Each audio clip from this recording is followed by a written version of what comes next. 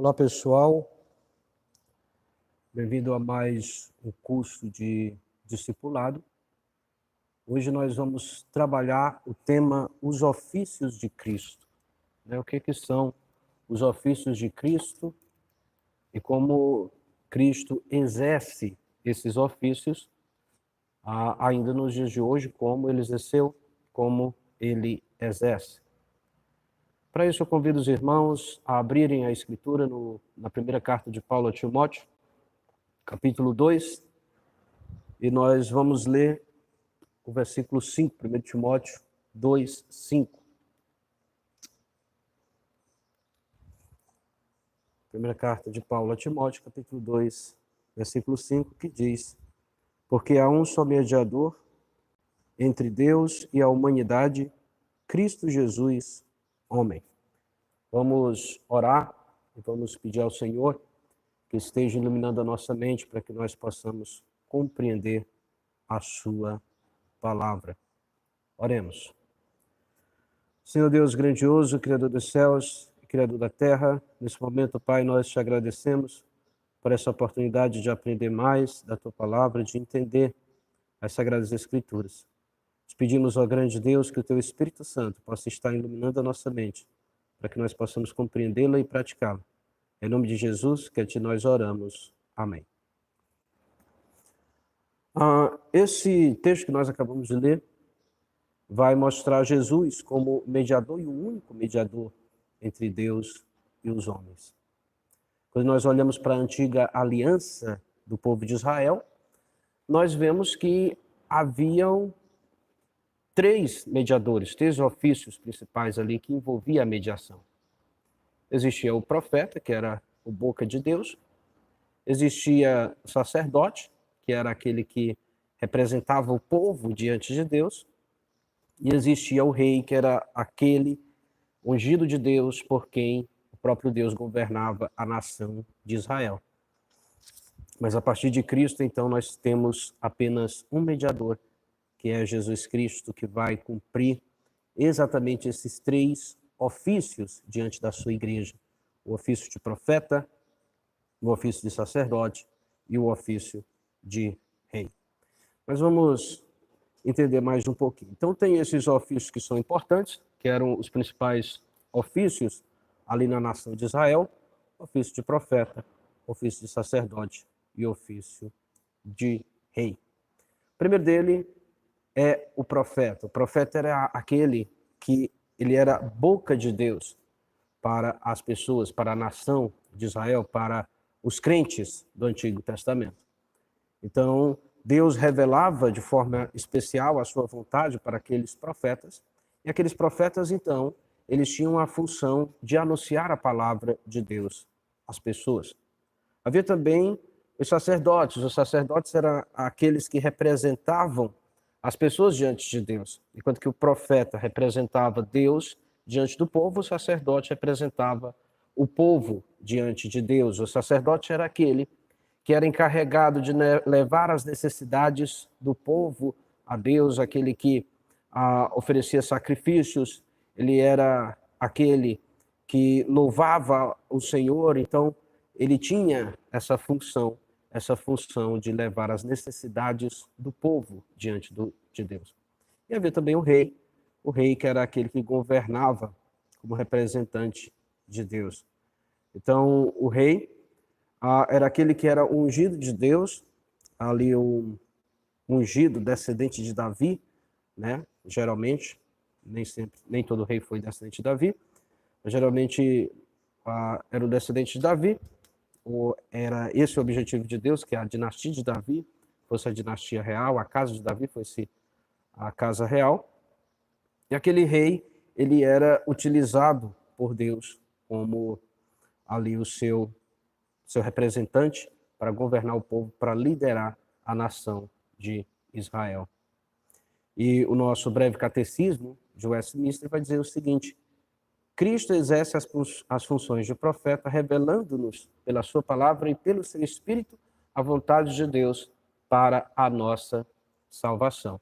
Então, quando a gente fala de Cristo com a sua função aí de profeta, a gente acha que isso é algo que se restringiu àquele período no qual Cristo esteve aqui no mundo, aquele período no qual Cristo ele esteve andando sobre a terra.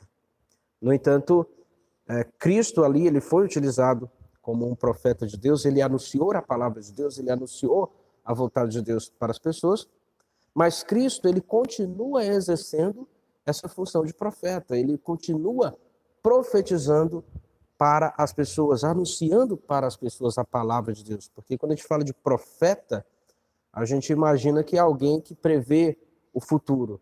Mas não é somente isso que fazia um profeta, e não é essa a principal função de um profeta na Escritura. Mas o profeta ele é boca de Deus. Ou seja, o profeta é aquele que anuncia a vontade de Deus para as pessoas. Então, o profeta às vezes predizia o futuro, porque fazia parte da revelação de Deus com acontecimentos futuros, né? Mas não é essa a principal função do profeta. A principal função do profeta é anunciar a palavra de Deus, é anunciar a vontade de Deus para as pessoas. E Cristo, quando ele veio, ele anunciou a vontade de Deus para as pessoas e ele continua fazendo isso ainda nos dias de hoje. Porque ele, por meio do seu corpo, que é a igreja, ele continua falando às pessoas. O Espírito de Cristo foi o Espírito que inspirou a Sagrada Escritura. O Espírito de Cristo, então, é aquele que habilita o pregador, quando o pregador estuda a Sagrada Escritura, quando o pregador ele fala de forma fiel à Sagrada Escritura, quando ele anuncia ao povo de forma fiel a Sagrada Escritura, é Cristo que está utilizando ele para fazer aquilo. Então, por meio dos pregadores, Cristo ele continua exercendo a sua função de profeta. Quando um pregador ele estuda a palavra de Deus de uma forma fiel, ele expõe essa palavra de uma forma fiel. Aquilo é a palavra de Cristo, né? Aquilo são os ensinamentos de Cristo. Então, Cristo continua a ensinar a sua igreja. Cristo continua a anunciar aos povos a salvação, a chamar as pessoas ao arrependimento. Cristo, ainda hoje, ele continua exercendo essa função, que é a função de profeta. Nós temos um único profeta, que é do mesmo naipe de Cristo, que é o próprio Cristo. Os outros profetas, eles são profetas em Cristo. Eles não são profetas separados de Cristo, eles são profetas em Cristo. Eles são boca de Cristo, eles são utilizados por Cristo. Mas o profeta por excelência é Cristo. E quem são os outros profetas nos dias de hoje? Nos dias de hoje, os outros profetas, que são profetas somente em Cristo, são aqueles que anunciam a palavra de Deus, aqueles que pregam a palavra de Deus. E aqueles que anunciam de forma fiel. Né? O profeta fala do futuro, né? Se o profeta pregar em Apocalipse, ele está falando do futuro. Né? Se o profeta pregar alguma profecia da Escritura que ainda vai se cumprir, então ele está falando do futuro. Se o profeta anuncia a volta de Cristo, então ele está falando do futuro. Mas a principal função do profeta é pregar a palavra de Deus.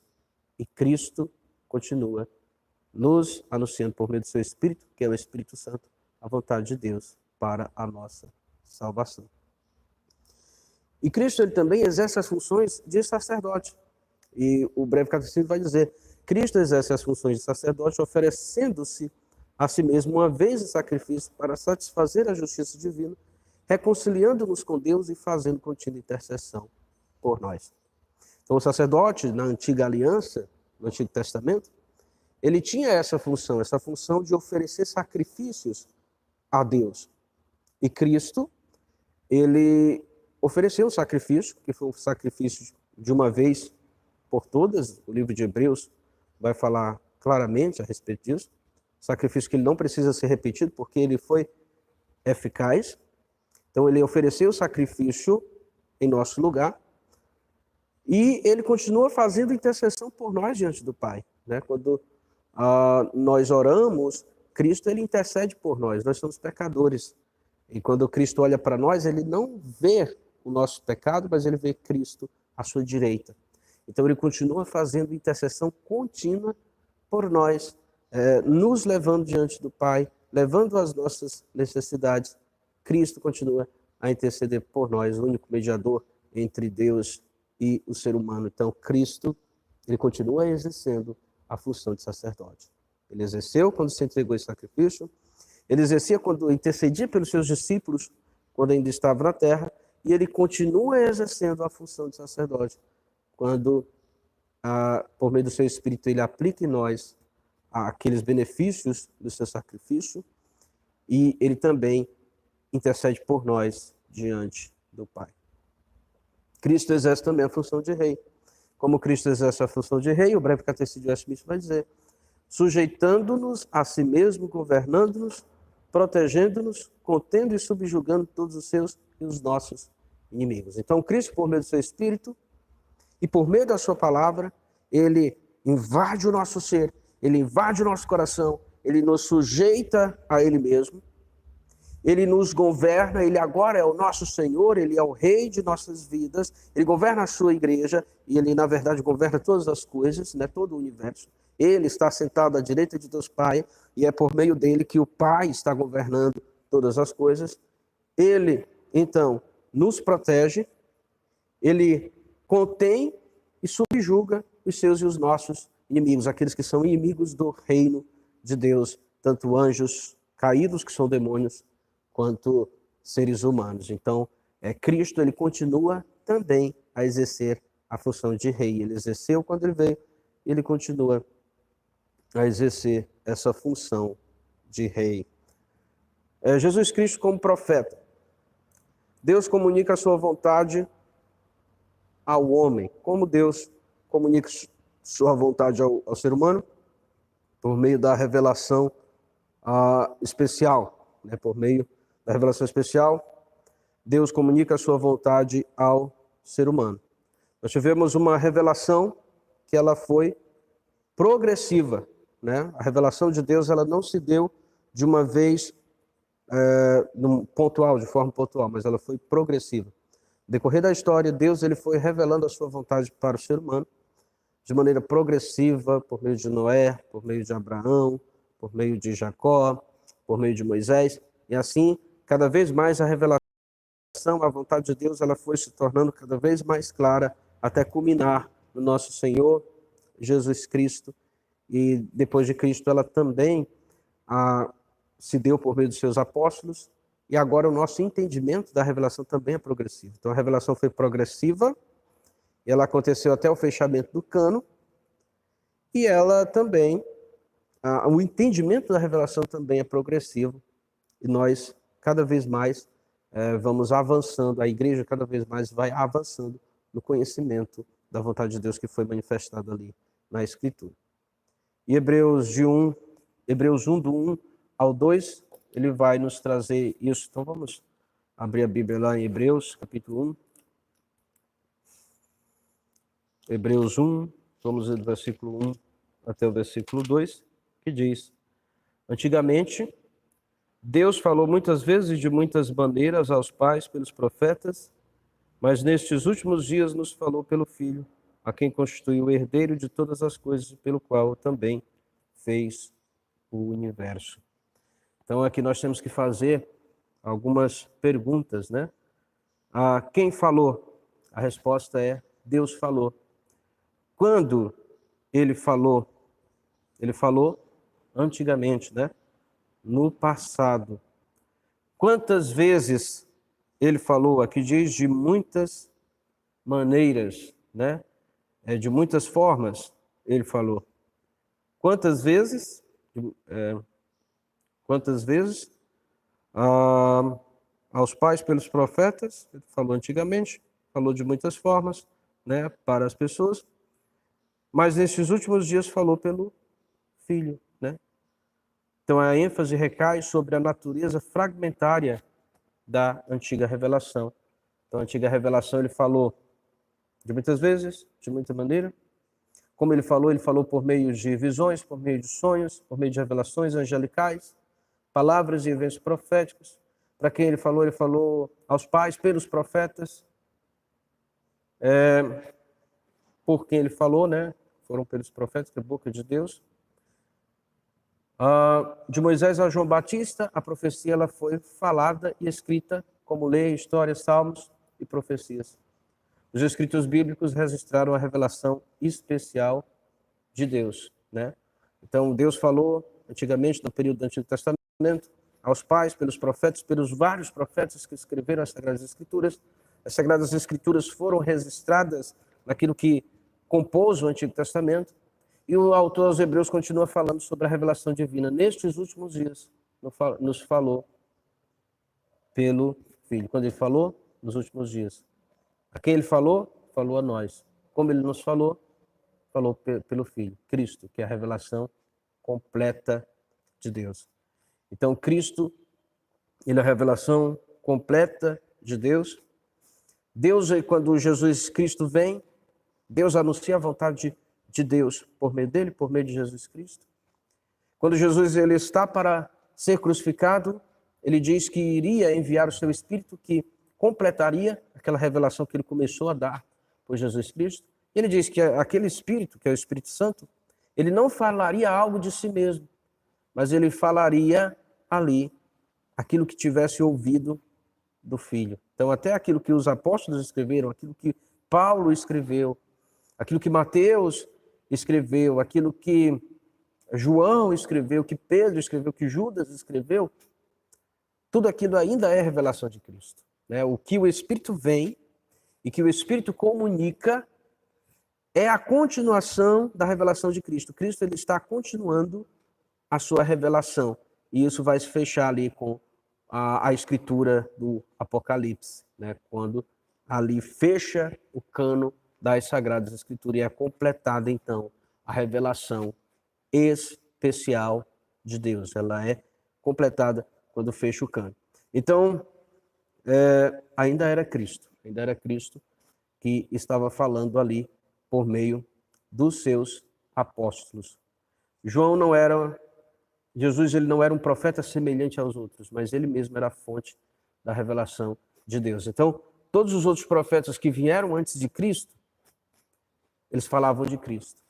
Mas Jesus Cristo ele era diferente de todos eles, porque ele falava dele mesmo. Porque Jesus Cristo é a mensagem central da Escritura. Jesus Cristo é aquele para quem aponta toda a Escritura. Então, ele era o objetivo da revelação, ele era a fonte, porque ele é o próprio Deus encarnado, como nós vimos no nosso estudo anterior. Então, um profeta diferente de qualquer outro profeta. Jesus foi o profeta prometido por Moisés e reconhecido pelos cristãos primitivos, né? Quando nós lemos lá Deuteronômio 18, 15 a 18, vai prometer Jesus. Atos 3, 22 a 24, vai mostrar ali os cristãos primitivos reconhecendo Jesus como aquele que havia sido prometido. Ele foi aclamado pelo povo, aquele povo que ele abençoou. Então, aqueles que eram os eleitos de Deus, eleitos, escolhidos desde toda a eternidade, eles reconheceram Jesus como sendo o seu Messias, eles reconheceram Jesus como sendo aquele que havia sido prometido pelos profetas. O próprio Jesus, ele diz isso: as minhas ovelhas ouvem a minha voz, elas me seguem e eu as conheço. Então, aqueles que fazem parte do povo de Deus, inevitavelmente vão reconhecer Jesus como seu Senhor, como seu Salvador. Vão ouvir a voz de Cristo sendo anunciada, a voz de Cristo clamando a este mundo, falando a este mundo. Então, o profeta representa Deus diante do povo. E agora nós vamos ver o que o sacerdote faz. O sacerdote ele representa o povo diante de Deus. Depois de ter feito purificação dos pecados, diz o versículo 3, ele ofereceu um sacrifício. Então, que sacrifício é esse? O seu próprio sacrifício perfeito pelo pecado. E ele nos aproxima continuamente de Deus.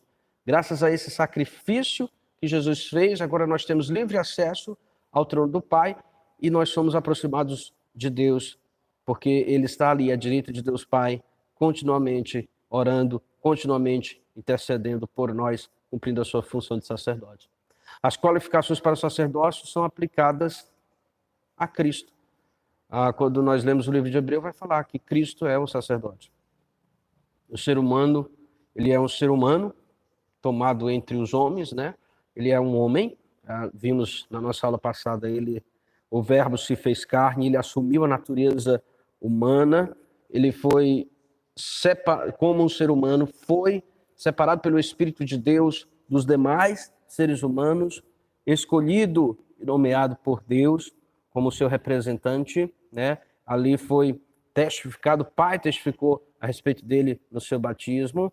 Ele leva os nossos problemas a Deus, ele traz bênçãos para nós, e Deus constitui Jesus, então, como um sumo sacerdote eterno, sumo sacerdote na ordem ali de Melquisedeque. Seu dever é oferecer dons e sacrifícios a Deus, para oferecer tanto dons como sacrifícios pelo pecado. Então ele ofereceu o sacrifício de uma vez por todas, e os dons naquela época, né, no Antigo Testamento, o dever do sacerdote era o quê? Oferecer os dons e sacrifícios, né? Ele ofereceu o quê? Ele oferecia os sacrifícios de animais, né? Os sacrifícios que eles eram exigidos na lei. O sacerdote fazia isso. E os dons são ofertas de grãos, de cereais, que também eram oferecidos pelo sacerdote. Os sacrifícios são holocaustos e ofertas de sangue.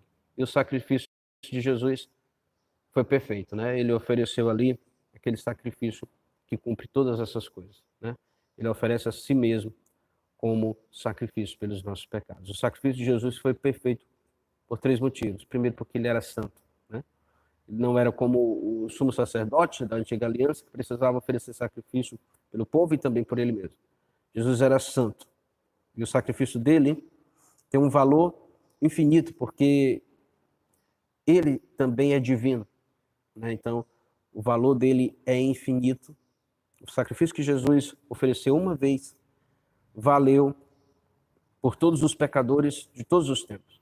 Então, é infinito o valor do sacrifício de Jesus Cristo. Então, ele era santo, foi único, foi definitivo exatamente por causa disso, porque tinha esse valor infinito e produziu a salvação eterna de todos os tempos, e era o suficiente para produzir a salvação eterna de todos, né, de todas as pessoas do mundo, mas é aplicado somente aos eleitos, né? O sacrifício de Cristo, ele é o suficiente. Ele era o suficiente, ele é o suficiente para a salvação de todas as pessoas do mundo, mas ele é aplicado somente àqueles que foram eleitos por Deus desde toda a eternidade. Mas aí nós vemos, então, a eficácia do sacrifício de Jesus. Ele é aquele que é solidário com as fraquezas humanas, né? Jesus Cristo, ele é Deus.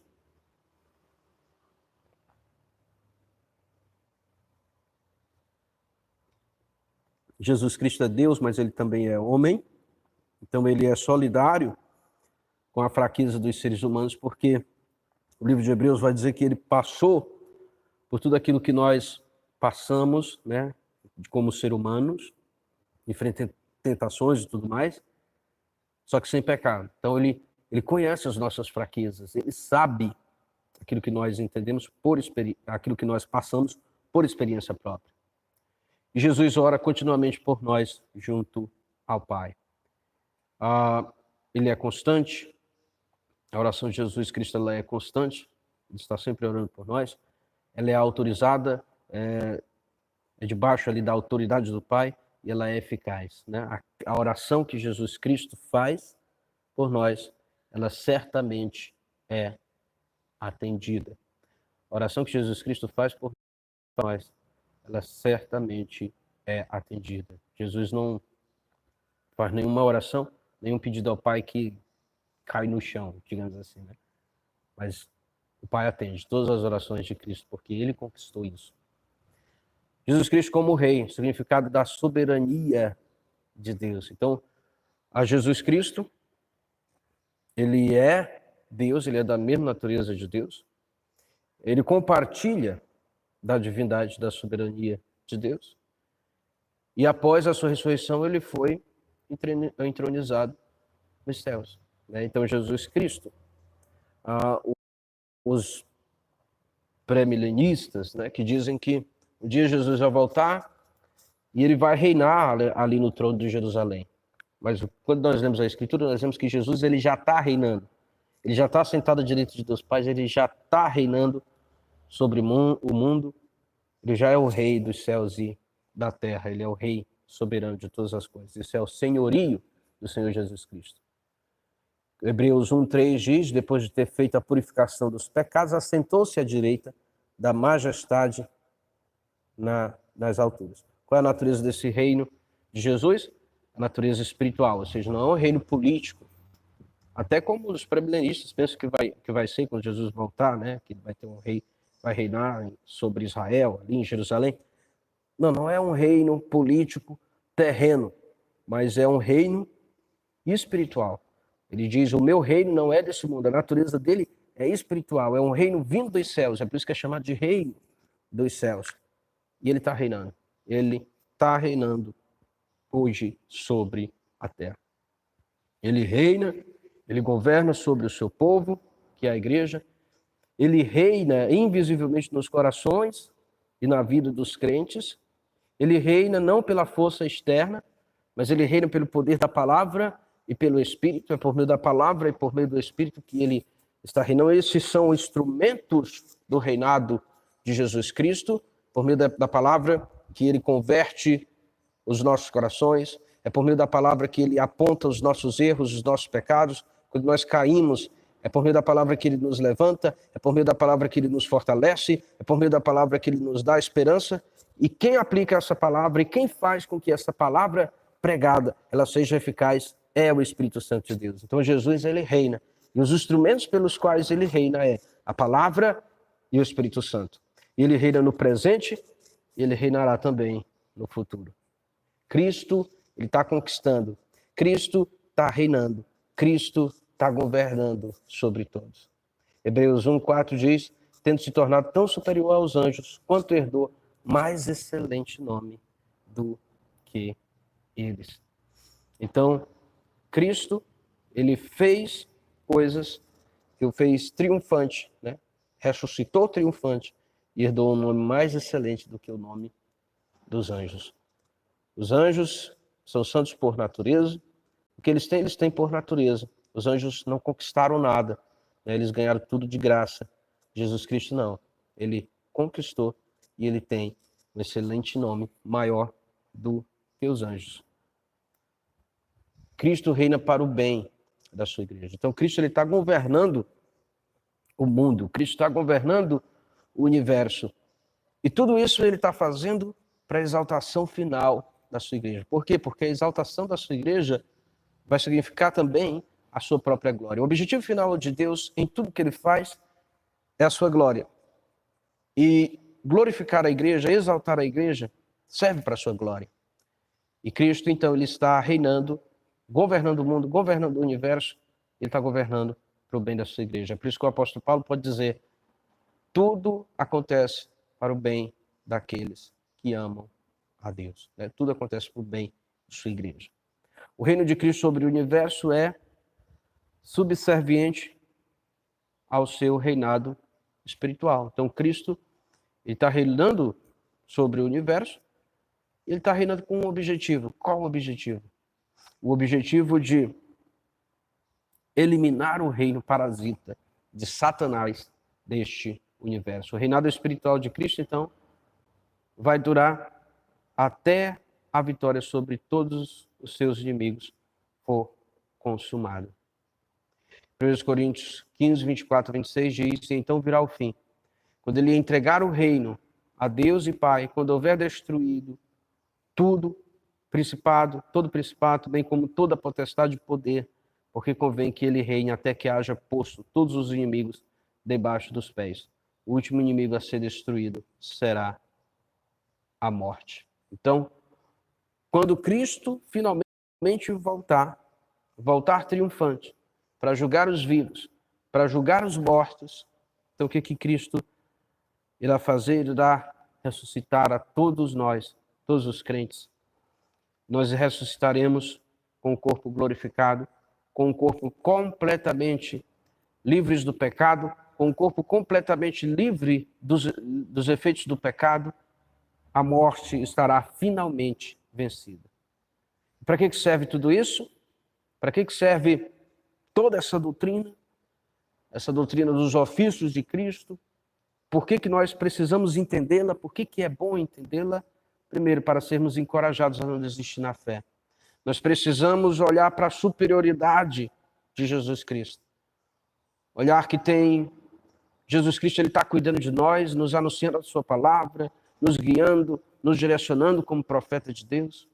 Que Jesus Cristo, ele fez o perfeito sacrifício por nós, que Ele está assentado à direita de Deus Pai, que Ele está, então, intercedendo por nós. Isso deve nos dar esperança em momentos de tentações, em momentos de luta, e que Cristo está reinando, e que Ele está reinando para o bem de sua igreja. Ele é profeta, Ele é sacerdote, Ele é o rei do seu povo.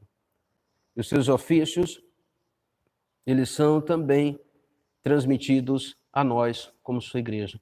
A igreja também é profeta de Deus na terra. Nós somos utilizados como nação santa, sacerdócio real, e somos profetas, né? Nós somos profetas que temos a função de preservar e de anunciar a palavra de Deus ao mundo. Nós também somos sacerdotes, existe a doutrina do sacerdócio universal de todos os tempos. Nós somos aqueles que levam os problemas que o mundo tem diante de Deus e intercede e pede que o Senhor tenha misericórdia de nós.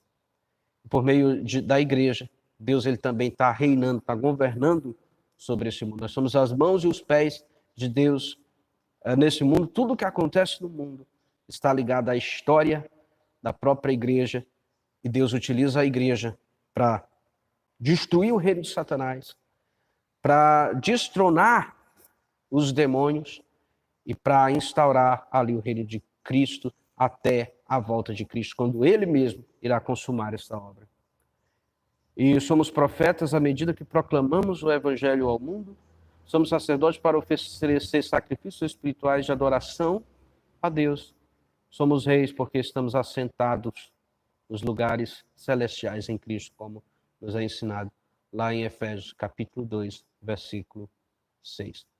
Então que essa doutrina, a doutrina dos ofícios de Cristo, ela possa ser um consolo para nós e que nós possamos confiar que a história está se desenrolando, a história está se desenvolvendo e que por mais que coisas ruins aconteçam, nada disso está fora dos planos de Deus e tudo está cumprindo os propósitos de Deus e tudo está acontecendo para o bem final da sua igreja. Embora nós não entendamos determinadas coisas, mas um dia nós vamos entender, nós vamos ver que tudo que aconteceu na nossa vida, que tudo que aconteceu na nossa história tinha um motivo, tinha um objetivo e o mais sublime de tudo, um objetivo eterno. Então que essas coisas possam trazer esperança e que possam trazer consolo aos nossos corações e que nós possamos ser utilizados como ferramentas de Deus para espalhar o seu reino pela face da terra. Amém. Vamos orar? Senhor Deus, nesse momento nós te agradecemos, ó Pai, por a tua palavra. Te agradecendo, Senhor, porque nós tivemos a oportunidade de aprender mais sobre ti, de aprender mais sobre a Escritura. Te pedimos que o Senhor esteja nos capacitando, Senhor, a ser utilizados como as tuas mãos e os teus pés aqui nesse mundo e que esteja nos fortalecendo e nos dando esperança para continuar a lutar. Em nome de Jesus, que a ti nós oramos. Amém. Que Deus abençoe a cada um de vocês.